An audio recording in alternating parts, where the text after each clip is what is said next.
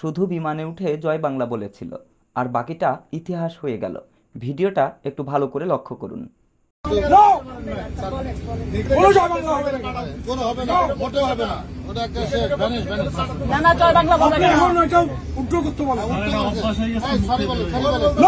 আপনি কথা বলবেন না এখানে,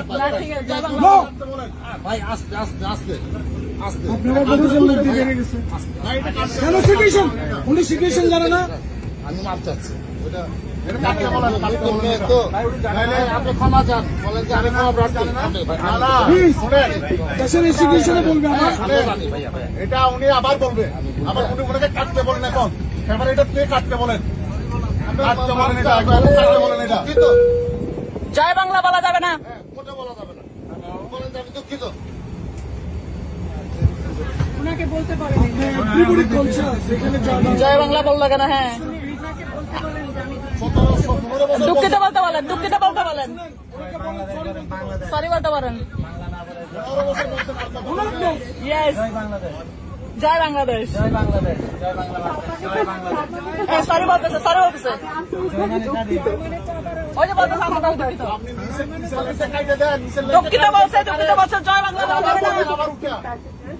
On behalf of Biman Bangladesh Airlines, Captain Moin Anwar Group, passengers and passengers welcome on board. Our flight number BG6170.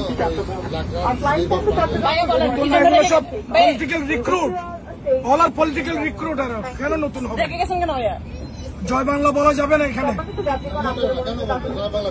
জয় বাংলা বলা যাবে না। ইট ইজ নট গুড, এটা উই আর নট এগ্রিড। দেশের আইন পরিবর্তন হয়ে গেছে এখন, স্টুডেন্টরা বলেছে এটা, এটা স্টুডেন্টরা চাচ্ছে না। Thank you, thank you. দর্শক শ্রোতা, বাংলাদেশের অনেক নেতাকর্মী আওয়ামী লীগের অর্থাৎ তৎকালীন প্রধানমন্ত্রীর নেতৃত্বে যারা দল গঠন করেছিল, তারা অনেকেই কিন্তু পালানো শুরু করেছেন। তারা বিভিন্ন সময় বিভিন্ন ধরনের বক্তব্য দিয়েছেন, যেগুলো হচ্ছে আমাদের নাগরিকরা, আমাদের দেশের যারা রিপাবলিক রয়েছেন, তাদের আসলে মত বিরোধী ছিল। তারা পাবলিকের মতামতকে গ্রহণ করেনি, নিজেদের মন গড়া বক্তব্য দিয়েছেন। আজকে বাঙালি কিন্তু সোচ্চার। একটা বিমানে উঠেছিল আওয়ামী লীগের এক নেতা, সেখানে উঠে সে স্লোগান দিয়েছিল জয় বাংলা, জয় বঙ্গবন্ধু। আর তখনই বাংলাদেশের কিছু সাধারণ মানুষ সোচ্চার হয়ে উঠেছিলেন যে এই স্লোগান দেওয়া যাবে না। দেখেন ক্ষমতা কি জিনিস, আজকে আপনার ক্ষমতা আছে, কালকে আপনার ক্ষমতা থাকবে না, এটাই কিন্তু বাস্তব।